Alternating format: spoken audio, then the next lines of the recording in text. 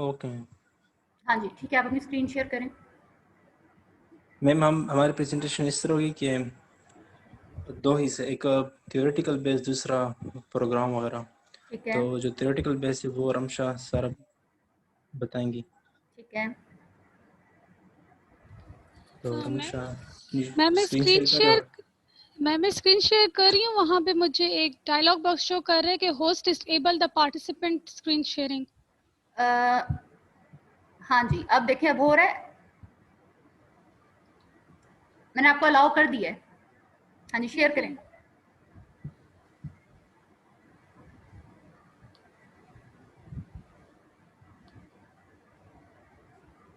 ठीक है। हाँ जी, आपकी स्क्रीन शेयर हो गई है। Okay ma'am. So today my topic is what is assembly language, why we use assembly language, and different platform of assembly language. So ma'am, basically what is assembly language? Assembly language is a computer programming language. Assembly language is a low level language. Assembly language is a mnemonic version of machine language. It assembles different parts of hardware of a computer system to perform a specific task, often referred as a symbolic machine codes. इस slides में हम ये बता रहे हैं कि assembly language भी एक कंप्यूटर प्रोग्रामिंग लैंग्वेज ही है जिस तरह के बाकी लैंग्वेजेस हैं like C++, Java, Python. But difference ये है कि जो हमारे पास बाकी लैंग्वेजेस हैं वो हाई लेवल लैंग्वेजेस हैं, बट assembly जो है हमारे पास वो लो लेवल लैंग्वेज है। लो लेवल का मतलब ये होता है कि जो क्लोज टू द मशीन हो हमारे पास लेवल। जितनी हमारे पास मशीन के क्लोज होगी हमारे पास लैंग्वेज, वो उतनी ही हमारे पास एग्जीक्यूशन टाइम या ऑप्टिमाइज करेगा प्रोसेसिंग टाइम्स को। इसके अलावा निमोनिक वर्जन है ये मशीन लैंग्वेज का। ये एक्चुअली पहले हमारे पास फर्स्ट जनरेशन में हमारे पास मशीन लैंग्वेज थी जो कि 0-1 फॉर्म में थी। सेकेंड जनरेशन में हमारे पास assembly लैंग्वेज हमारे पास इंट्रोड्यूस्ड हुई है जो कि निमोनिक वर्जन्स थे, जिसमें हमारे पास 2 to 3 डिफरेंट कीवर्ड्स, कैरेक्टर्स और नेम्स हम कह सकते हैं हम यूज करते थे जो कि इजी टू अंडरस्टैंड हो। और ये हमारे पास बेसिकली इंस्ट्रक्शंस थी जो कि इंस्ट्रक्शंस वो हैं जो प्रोसेसर को बताएंगे क्या ऑपरेशन हमने परफॉर्म करना है। देन उसके बाद सेकंड पॉइंट हमारे पास ये कि it assemble different hardware parts of the computer system to perform a specific task. Mean कि किस तरह से हमारे पास हार्डवेयर के डिफरेंट, जैसे हम सॉफ्टवेयर कोई हम इनपुट दे रहे हैं, कोई सिंबल की प्रेस कर रहे हैं, वो किस तरह से मशीन के पास जा रहा है, कि हमारे पास उसने किस तरह से वो डिस्प्ले कर रहा है डेटा को, किस तरह से वो रिट्रीव कर रहा है। सो डिफरेंट पार्ट्स किस तरह आपस में इंटरेक्ट कर रहे हैं हमारे पास, ये हम असम्बली में बता सकते हैं। इसके अलावा इसको हम सिंबॉलिक मशीन कोड भी करेंगे, सिर्फ सिंबल्स होते हैं। फॉर एग्जांपल हमारा जो प्रोग्राम है वो एडिशन एंड सब्ट्रैक्शन का है। सो ऐड एक हमारे पास सिंपल एक निमोनिक है जो कि 2 नंबर्स को ऐड करेगा। सब SUB एक निमोनिक वर्ड है। मूव हमारे पास एक निमोनिक वर्ड है जो कि 1 कंटेंट को मूव करेगा रजिस्टर से to another register. Second slide, why we study assembly language to better interaction between hardware and software. किस तरह से हार्डवेयर एंड सॉफ्टवेयर इंटरेक्ट कर रहे हैं, किस तरह से एक इनपुट हम इनपुट डिवाइसेस के थ्रू इनपुट हम किस तरह से हम देते हैं और किस तरह से मशीन तक जाते हैं। Second, to optimise the processing time. Optimise the processing time हमारे पास का मतलब ये है कि नॉर्मली इस समय हम प्रोग्राम जो है वो हाई लेवल लैंग्वेजेस में लिखते होते हैं, लाइक जो कि इजी टू अंडरस्टैंड होती है, जो कि इंग्लिश ओरिएंटेड लैंग्वेजेस भी हम इसको कहते हैं, C++ एंड जावा है। राइट। जब हम उसको हाई लेवल में लिखते हैं तो वो उसके बाद वो कंपाइल करते हैं to assembly code with the help of compiler. कोई भी कंपाइलर यूज होता है, लैंग्वेज ट्रांसलेटर हम उसको कहते हैं। देन उसके बाद जो असेंबली कोड है वो कन्वर्ट होता है इनटू ऑब्जेक्ट फाइल .obj, जिसकी एक्सटेंशन हमारे पास होती है, with the help of assembler. After that file converted into a machine code with the help of linker और loader. Linker links with the library that runs a machine. इसके हमारे पास scenario इस तरह से कह सकते हैं, अगर कोई भी हमने फाइल बनाई है पाइथन में या जावा में, उसकी एक्सटेंशन हमारे पास पहले .c या .py में सेव होगी, फिर उसके बाद वो .asm में सेव होगी ताकि जो कि असेंबली कोड है, देन वो .obj and then .executable exe, फिर उसके बाद वो हार्डवेयर के पास जाएगी। यही वो डायग्राम है जिसके थ्रू हम पहले हाई लेवल लिखते हैं अपनी लैंग्वेज को, फिर उसके बाद असेंबली कोड कंपाइलर के थ्रू असेंबली कोड में कन्वर्ट होता है, फिर उसकी OBJ एक्सटेंशन बनती है, देन उसके बाद हमारे मशीन कोड के पास आता है। उसके बाद सिंटैक्स हमारे पास असेंबली लैंग्वेज का कुछ इस तरह कि हम वन स्टेटमेंट, हमारे पास सिर्फ एक स्टेटमेंट होगी एक ही लाइन पे। और each statement follow the following format. उस पर लेबल होंगे mnemonic, operands and comments. Label जो हमारे पास एड्रेसेस होते हैं मशीन के, वो हमें शो कर रहा होगा। निमोनिक्स कोई भी हमारे पास जैसे मूव, ऐड, सब डिफरेंट निमोनिक्स यूज होते हैं वो होंगे। ऑपरेंड्स होंगे और कमेंट्स होंगे। ऑपरेंड्स हमारे पास पैरामीटर्स ऑफ द कमांड्स होते हैं। देन हमारे पास में डिफरेंट प्लेटफॉर्म्स हैं जो कि हम असेंबली लैंग्वेज को यूज़ कर सकते हैं। मासम है, तासम है, इसके अलावा कोई लाइनक्स यूज़र है वो तो नासम ही कर सकता है। सो now Umar will explain the addition and subtraction program. Very good.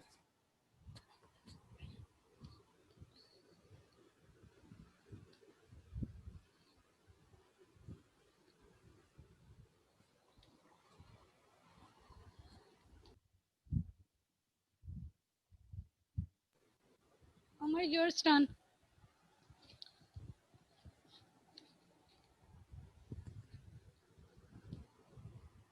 जी जी मैं कर रहा हूँ शेयर।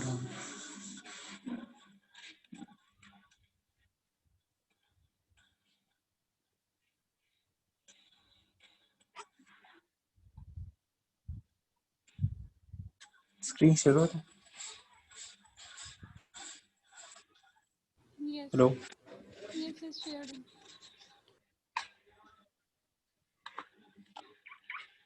उमर आपकी स्क्रीन शो नहीं हो रही अभी।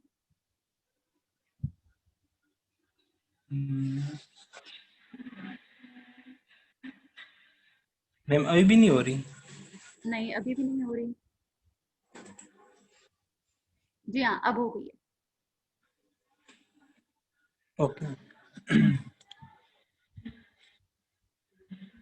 मैम बेसिकली जब हम असेंबली लैंग्वेज पूरा लिखते हैं, जिस तरह हमने अभी लास्ट स्लाइड्स में बताया कि प्लेटफॉर्म कौन से हैं, तो उसमें हमारे पास डिफरेंट प्लेटफॉर्म यूज होते हैं असेंबली लैंग्वेज को प्रोग्राम करने के लिए, कंपाइल करने के लिए, रन करने के लिए, जिसमें हमारे पास मैसम है, नेसम है, टेसम है, एक्सेट्रा।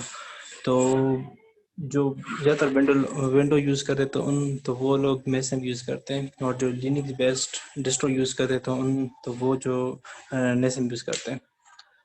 लेकिन हमारे पास जो नेसम है, जो Linux based assembly language programming होती है, तो वो काफ़ी डिफरेंट होती है, जो कि नॉर्मली बिल्कुल डिफरेंट होती है जो विंडोज़ यूज़र करते हैं या जो मैक यूज़र।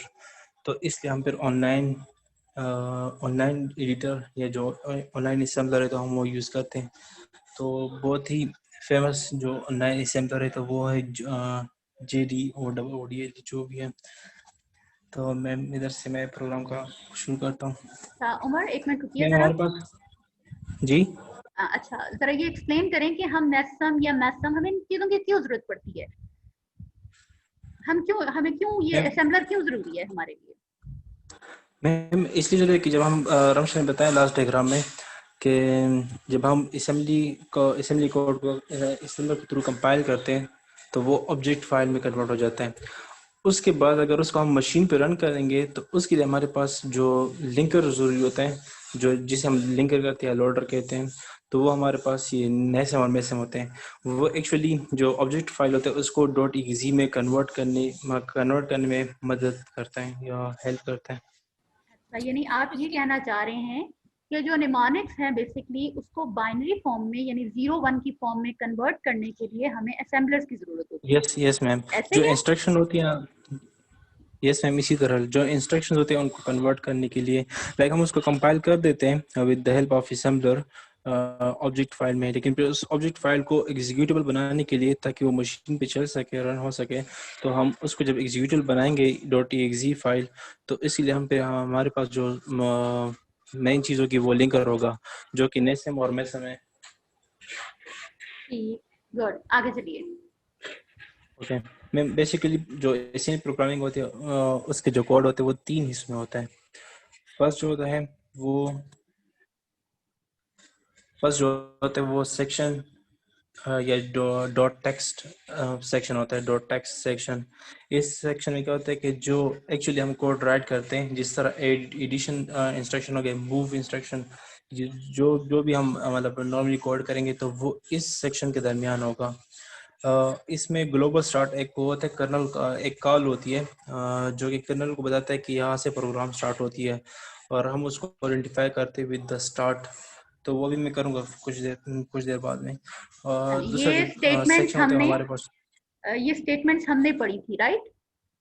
डायरेक्टिव्स, और अगर आपने लास्ट लेक्चर असेंबली वाला अटेंड किया हो जो मैंने अपलोड किया है, उसमें मैंने एक्सप्लेन किया हुआ है, इफ यू रिमेम्बर, ठीक है, कि स्टार्ट, स्टॉप और डायरेक्टिव्स क्या होते हैं, और आपको कहाँ से पता चलता है कि कोड स्टार्ट हो रहा है और कहाँ से आपका मेन जो असेंबलर जो है वो वर्क कर रहा है, राइट? Yes ma'am. हाँ जी, स्टार्ट कीजिए। तो दूसरा हमारे पास जो सेक्शन होते हैं असेंबली लैंग्वेज कोड का, तो होते हैं हमारे पास डॉट डेटा, जो कि एक्चुअली यूज़ होता है वेरिएबल को डिक्लेयर करने के लिए, कॉन्स्टेंट्स को इनिशियलाइज करने के लिए। जिस तरह लाइक वो बात मैं कोड करके बताऊंगा भी। तो इसके बाद जो थर्ड सेक्शन है वो हमारे पास है डॉट BSS। ये सेक्शन यूजुअली यूज होता है वेरिएबल को डेटा असाइन करने, सॉरी मेमोरी एलोकेट करने के लिए। मैं डायरेक्ट कोड पेस्ट कर दूँ, क्या कर दूँ या लिख दूँ, क्योंकि बहुत लंबा कोड है। ठीक है, आप लिख दीजिए और एक्सप्लेन करें, ओके जिस तरह आप कंफर्टेबल आप वैसे कर लीजिए। ओके।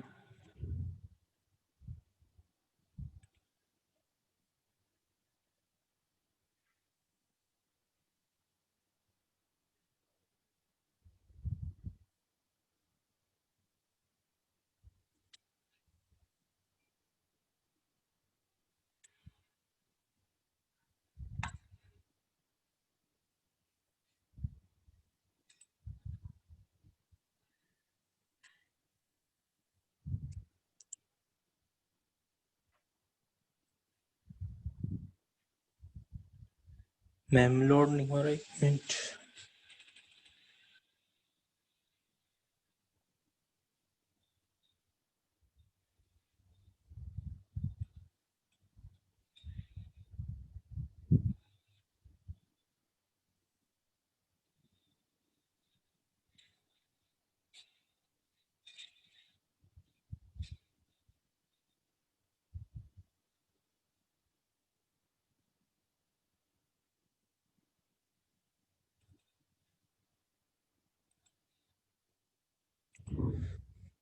मैम मैं लिख ही देता हूँ, क्योंकि पता नहीं क्या मसला है इसमें।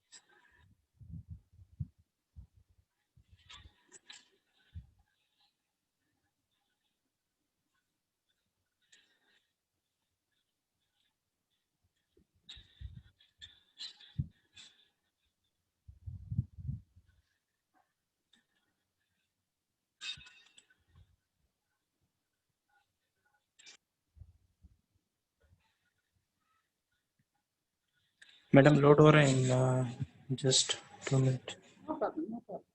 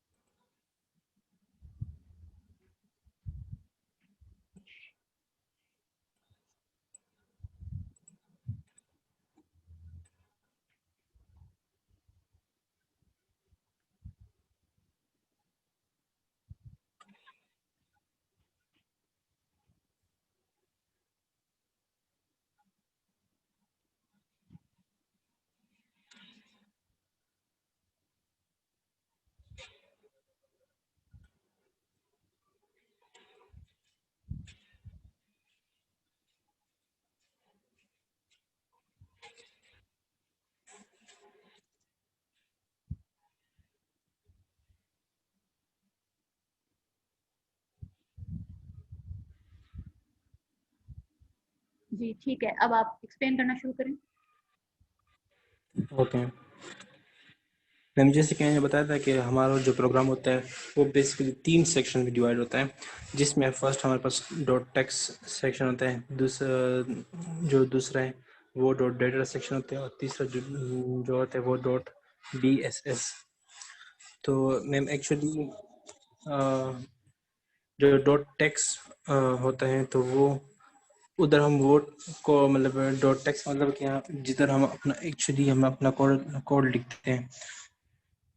मैम एक मिनट सिर्फ।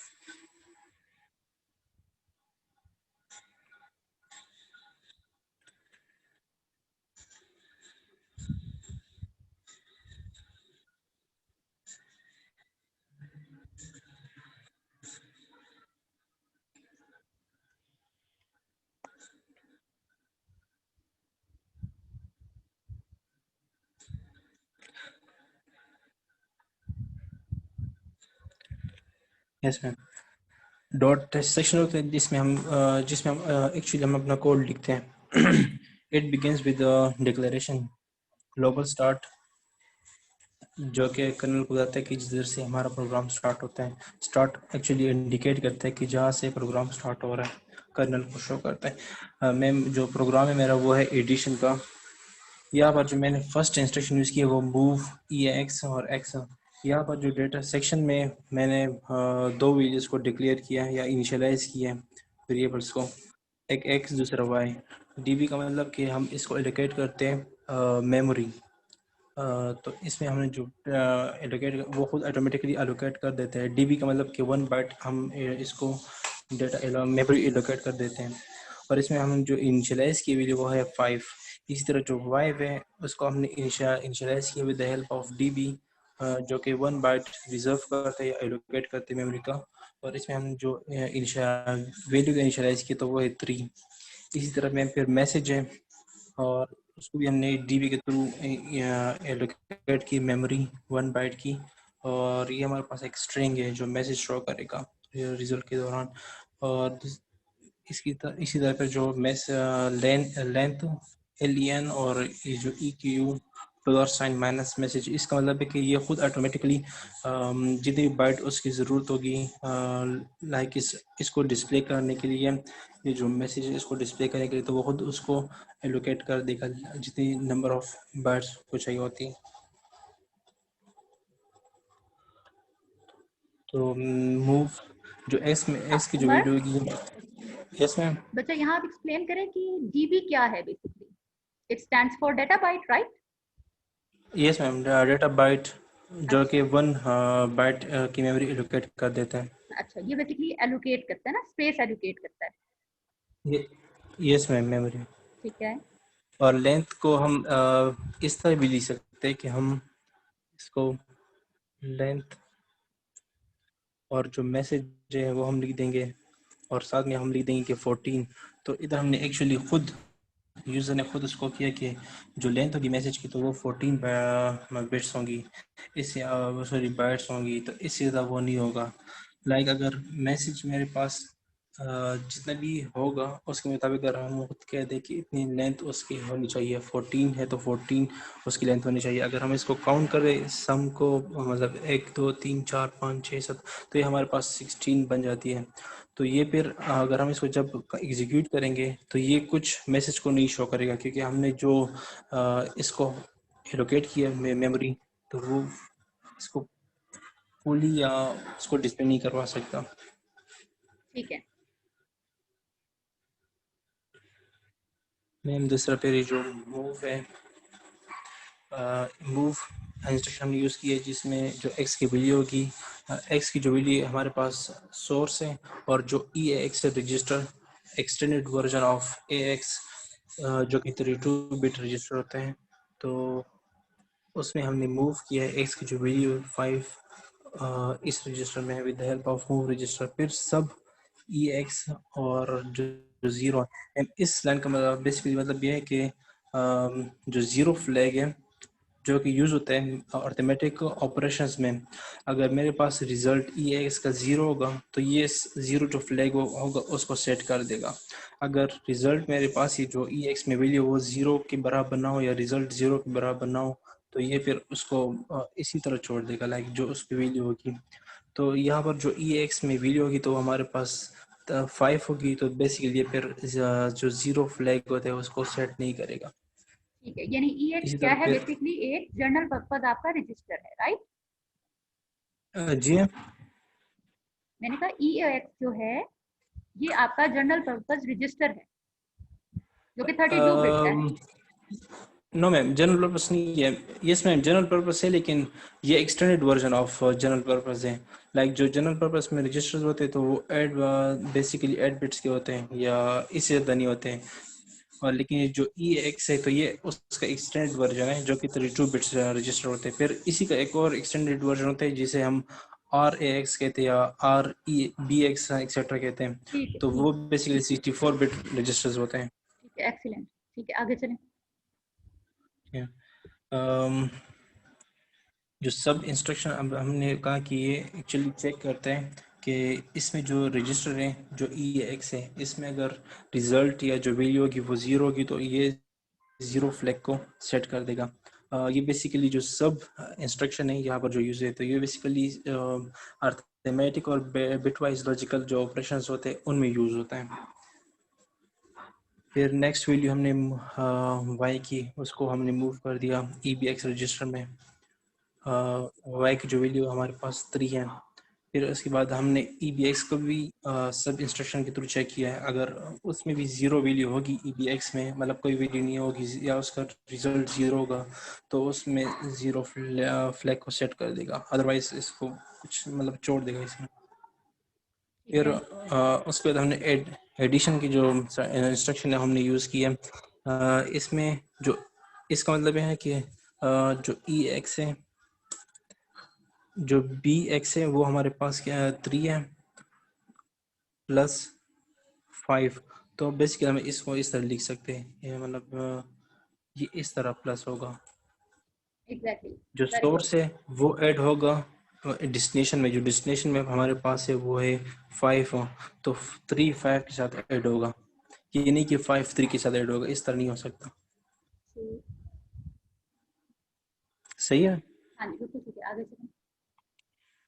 फिर उसके बाद हमने दोबारा वही ऐड ऑपरेशन यूज़ किया। इसका मतलब ये होता है कि अगर ई एक्स में वैल्यू मेरे पास 0 नहीं होनी चाहिए, अगर 0 हुई तो फिर वो फ्लैग को सेट कर देगा।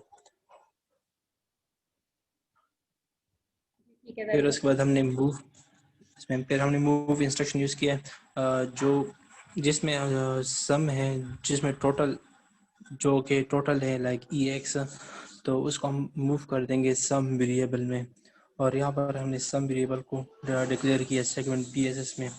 Segment b s s session हम तब यूज़ करते हैं जब हमने कोई वेरिएबल डिक्लेयर करनी हो।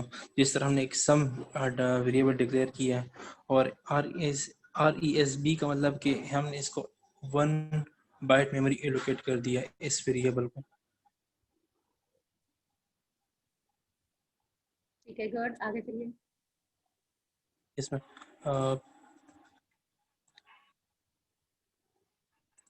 फिर मैम इसके बाद ये जो मूव ई सी एक्स और मैसेज की जो वैल्यू होगी या जो स्ट्रिंग होगा तो वो हमने मूव कर दिया ई सी एक्स में, जो एक रजिस्टर है कंट्रोल रजिस्टर।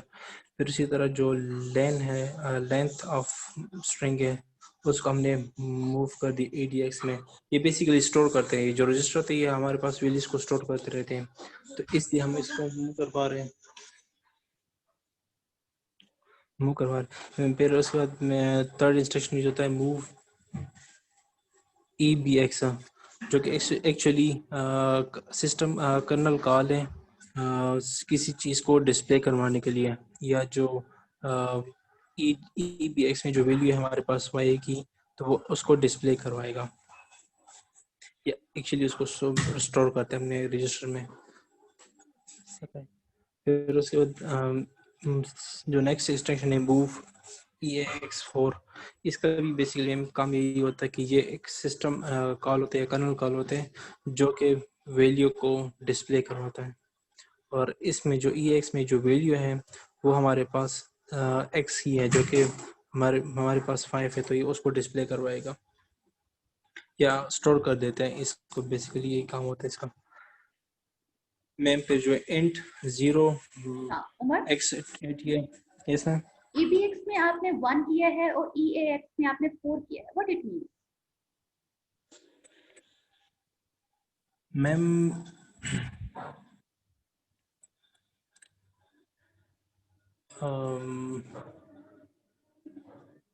मैम जो यस मैम जो EAX4 है इसका भी सेम रोल ही है जिस तरह EBX1 का है, लेकिन एक्चुअली इनके जो कॉल होते हैं तो वो डिफरेंट होते हैं। लाइक उनकी जो क्या कहते हैं मैम एड्रेस होते हैं तो वो अलग होते हैं।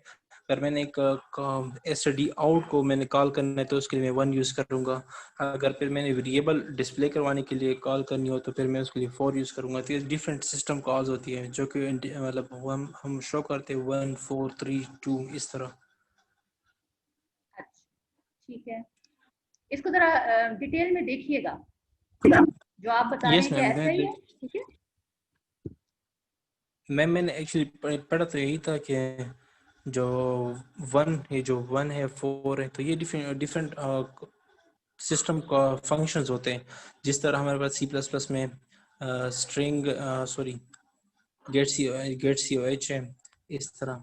तो मैम इस तरह जो असेंबली लैंग्वेज है उसमें भी हमारे पास बिल्ट इन फंक्शंस होते हैं जो कि काम करते हैं डिस्प्ले करवाने के लिए। जिस तरह 1 है तो ये शो करते हैं std out फंक्शन को, और जो 4 है ये वेरिएबल डिस्प्ले करवाने के लिए।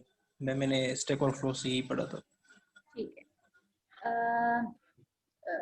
Where is Ramsha? Ramsha ma'am ji बच्चा, आपको क्या लगता है EBX, EAX, ये these are the all built-in function or built-in registers, you can say that, or the statement, but what means by 1 and 4? Ma'am ये एक्चुअली हमने असेंबली लैंग्वेज पहले पढ़ी थी, तो हमें जो सर अली रज़ा ने बताया था वो यही कहा था कि डिफरेंट सिस्टम कॉल्स ही हैं। अच्छा, जो कि आपकी कॉल्स कर्नल्स को कॉल हमारे पास डायरेक्ट करती हैं। लाइक 1 अगर हमारे पास है, जो STD आउट है हमारे पास जो कि डिस्प्ले करेगा वेरिएबल को, और जो 4 है वो सिस्टम कॉल है जो प्रिंट करेगा जो उन्होंने डिक्लेयर किया है y वेरिएबल, उसको कॉल कर रहे हैं। सो अच्छा मैम मेरा तो यही इस पे आइडिया है, बाकी ठीक है, आगे चलें। Yes ma'am. फिर उसके बाद जो int 0x80 है इसका मतलब ये होता है कि ये सीक्वेंस को चेंज करता है या फ्लो को चेंज करता है। जिस तरह N21H हो गया या int20, तो int की जितनी भी होती है ये हमारे पास इंटरप्ट्स होते हैं जो कि उसके फ्लो को चेंज कर देते हैं। Yes ma'am. हाँ जी ठीक है, चलिए आगे चलिए। फिर उसके बाद मूव ECX और सम, इसका बेसिकली मतलब है कि जो सम हमारे पास वेरिएबल है उसको हम मूव करते हैं या उसको हम स्टोर करते हैं ECX रजिस्टर में।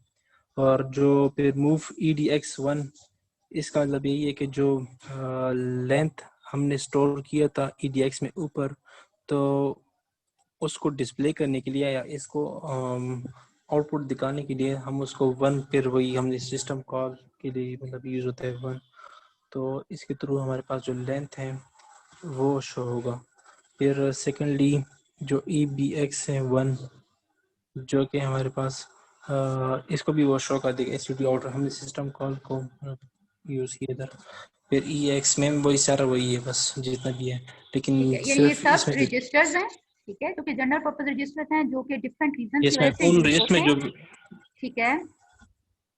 इसमें ऑन रजिस्टर में जो बेसिकली वैल्यू स्टोर होगी ये सब फर्स्ट कॉलिंग के लिए फंक्शन, ठीक है, जो कि यूज होते हैं, ठीक है, और ये इनके पैरामीटर्स हैं 1 4, these are all are basically used कि आपके डिफरेंट निमोनिक्स में जब आप काम कर रहे होते हैं तो उसमें डिफरेंट आप ये कहें निमोनिक्स के अपोजिट डिफरेंट बाइनरी कोड होते हैं, राइट? जो कि अगर आपको याद हो तो मैंने लेक्चर में डिस्कस किया था कि बताया एक टेबल मेंटेन होता है जिसमें इन सब की brief detail her mnemonics with along उसके बाइनरी कोड मेंशन किया जाता है। ठीक है, तो Yes, बेसिकली ये ma'am. Just for calling your system हम use these all mnemonics and with the help of these registers. ठीक है, Yes, आगे ma'am. चलें। मैम जो बस हमने ऊपर जो जिसमें जो वीडियोस को स्टोर किया वो अब हम उसको कॉल करना चाहते हैं, लाइक हम उसको डिस्प्ले करवाना चाहते हैं, तो इसलिए हम फिर ये 114 यूज़ करते हैं। ठीक डिफरेंट है, सिस्टम कॉल्स हम फिर उसके बाद जब हम इसको एग्जीक्यूट करेंगे मैम, तो हमारे पास जो इसका आउटपुट होगा तो वो कुछ इस तरह का sum of X and Y is 8, तो ये मैम आ जाएगा।